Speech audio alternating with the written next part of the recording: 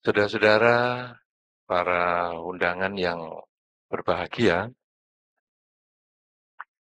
ketika saya mendapat tema tentang hidup sukses dengan Dhamma, saya lalu berpikir, apakah ada orang yang tidak sukses dengan Dhamma?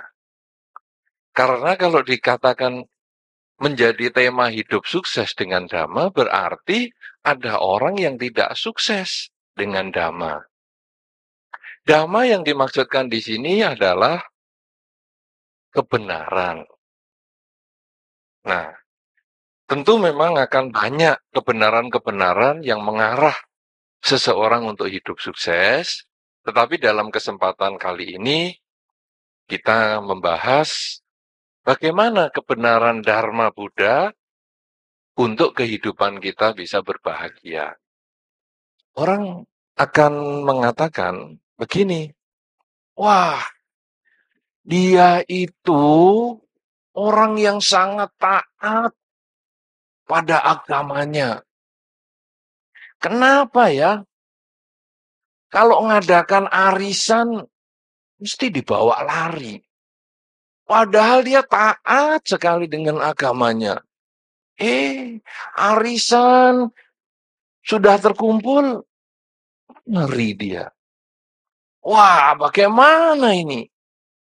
Lalu, ia mengatakan, ya memang, membawa lari pasangan hidup, membawa lari duit, membawa lari arisan, membawa lari apa saja, itu bagian pekerjaan saya. Lah kan kamu tekun, beribadah, beragama. Itu agama saya. Loh kan kamu mestinya tekun, beragama, perilaku juga baik. Agama, urusan saya dengan yang di sana. Masalah nyikat duit, urusan saya dengan yang lain. Bisa dibedakan. Wah, kalau caranya begini, bagaimana bisa hidup sukses dengan Dharma? Tentu sukses bukan datang dari langit. Ketika kita kepingin sukses, kemudian kita hanya sembahyang. Wah, saya kepingin sukses, kepingin sukses, kepingin sukses, sukses, sukses, sukses, sukses. Blak. Langsung kepala kita berat, kejatuhan sukses. Kalau demikian, saudara, kesuksesan ini perlu diperjuangkan. Kesuksesan ini perlu kita olah dan kita harus dapatkan. Tidak hanya kita dengan modal sembahyang saja. Tidak hanya dengan modal taat beribadah saja. Beberapa orang mengatakan, Bante, saya sudah sembahyang ngabisin dupa sekian banyak. Kok saya enggak sukses-sukses? Ini kan saya sudah berjuang. Ya, kamu mau kerja, sembayangnya yang banyak, dupanya banyak dipakai, wacanya juga, waduh, dari pagi sampai malam, kapan sempat kerjanya? Nah, kalau begitu, sukses itu apa? Kita harus berjuang dan kita harus mencapainya. Perjuangan sejauh mana kesuksesan itu? Ada satu cerita, saudara. Ada seseorang pengusaha yang bertemu dengan seorang guru. Kemudian pengusaha ini bertanya kepada guru tersebut, Guru, saya sembahyang sudah, saya kerja sudah, saya berbuat baik, ya sudah. Tapi kok nggak sukses-sukses? Apa ini yang menjadi sebab? Kemudian sang guru mengatakan begini, ayo kamu ikut saya. Kemudian guru ini mengajak si pedagang yang kepingin kaya dan berhasil di dalam pekerjaan, karena sukses bukan tentu hanya dalam ekonomi saja. Sukses yang dimaksudkan di sini bisa di bidang ekonomi, sukses di dalam rumah tangga, sukses di dalam kehidupan bermasyarakat, sukses di dalam menempuh pendidikan. Ayo, sini kalau kamu mau. Nah, kemudian oleh si guru tersebut, sang pedagang diajak masuk ke dalam sebuah sungai yang cukup dalam. Kamu di sini dulu ya. Loh, apa saya kalau mau sukses harus berendam? Kan kalau berendam tengah malam, ya pakai kemenyan yang gede-gede. Oh enggak, kamu di sini aja dulu.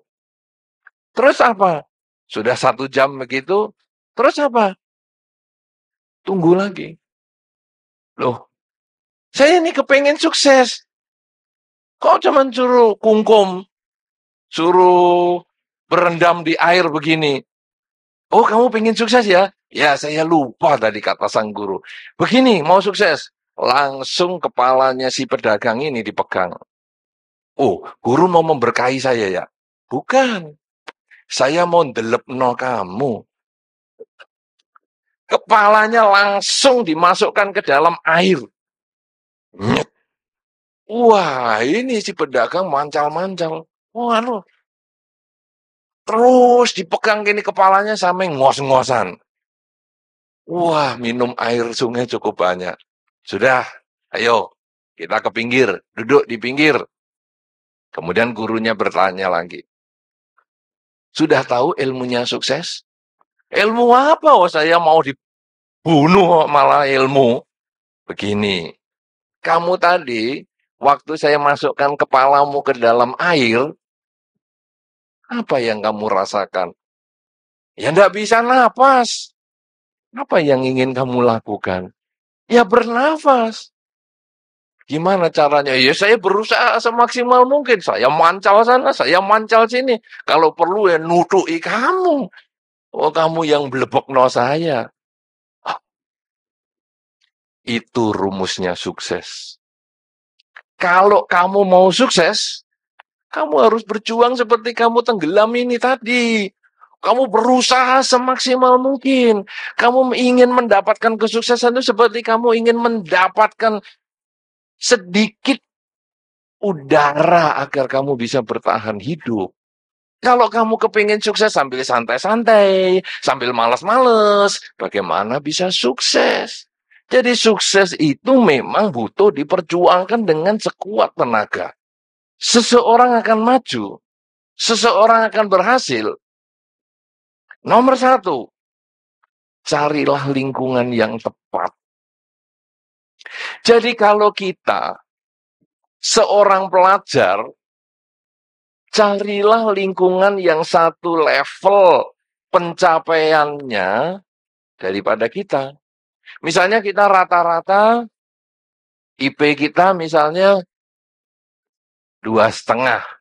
Cari lingkungan teman-teman kita yang IP-nya 3. Atau yang IP-nya 3,5. Atau yang IP-nya 4. Kalau ada sih 4,5. Kalau ada, sayangnya belum ada. Pokoknya cari yang satu level di atas kita. Kalau 2,5 ya carilah yang 3 atau 3,5. Untuk apa? Agar kita bisa belajar dengan dia. Karena kesuksesan ini juga sesuatu yang harus dipelajari. Kesuksesan bukan tumbuh dari dalam diri kita mendadakan, tetapi kadang kita perlu mendengar kisah-kisah sukses dari orang lain. Jadi kita akan tanya kepada dia, kenapa kamu kok IP-nya bisa 3,5? Saya kok tetap 2,5? Oh, dia akan kasih tahu caranya. Nah, oleh karena itu, selain kita kumpul dengan orang yang satu level dengan dia, kita harus mendengarkan. Di dalam Dhamma disebutkan, kalau kayu cendana dibungkus kertas, kertas yang biasanya tidak ada baunya, akan berbau kayu cendana. Sebaliknya kalau daun untuk membungkus daging yang busuk, daun yang mestinya baunya harum sekalipun, dia akan terkena busuknya. Kemana kita bergaul, ke situ pula kita akan terbawa. Kalau Anda bekerja, ikut orang, coba Anda mulai bergaul dengan mereka yang satu tingkat lebih tinggi. Atau kalau Anda mau lagi, mungkin Anda yang biasa ikut dengan orang, sekarang Anda coba berkumpul dengan mereka yang wira swasta. Sehingga Anda mulai mendengarkan nasihatnya. Apa sih? Kenapa kamu kok bisa sukses sebagai seorang wira swasta? Orang yang bekerja sendiri tanpa harus ikut orang. Anda misalnya rumah tangga kurang bahagia. Coba Anda berkumpul dengan mereka-mereka yang berumah tangga bahagia. Cari resepnya. Kenapa rumah tanggamu itu kok jarang sekali cekcok? Apa kalau pasangan hidupmu ngomong langsung kamu kaploki sehingga nggak berani ngomong? Kenapa jarang cekcok? Oh, ternyata ada saling pengertian. Nah, itu kita belajar. Karena kesuksesan kalau hanya di bidang ekonomi saja percuma. Karena kesuksesan di bidang ekonomi, kalau rumah tangganya kacau, apa artinya? Kalau kita sudah berkumpul dengan satu level di atas kita, kemudian kita mau mendengar nasihat mereka, kemudian yang ketiga, renungkan nasihat itu. Tahap yang ketiga adalah merenungkan. Kenapa? Karena kadang nasihat tidak selalu cocok untuk kita. Nah, jadi kita mulai membedakan nasihat yang cocok dan nasihat yang tidak cocok. Dan akhirnya, tahap yang keempat, setelah kita berkumpul dengan orang yang satu level tingkatannya dengan kita, setelah kita mendengarkan nasihatnya, kita membedakan nasihat yang cocok dan yang tidak cocok, yang keempat jalani. Karena nasihat yang cocok, kalau kita hanya tahu cocok tanpa dilaksanakan, tidak ada artinya. Harus kita jalani. Jalaninya bagaimana? Seperti orang yang tenggelam tadi. Harus berusaha, berusaha, berusaha. Dan pada saat itulah kesuksesan dalam rumah tangga, kesuksesan dalam ekonomi, dalam kesehatan, dalam pendidikan, dalam segala segi apapun juga, 4 cara ini akan bisa Anda capai, bisa Anda tempuh, bisa Anda lakukan, sehingga mencapai kesuksesan yang ingin Anda harapkan. Nah, ini sebagai awal, nanti tentunya dengan pendalaman akan mempertajam apa yang saya sampaikan sebagai basis dari pencapaian kesuksesan yang dicapai dengan 4 tahap ini. Terima kasih.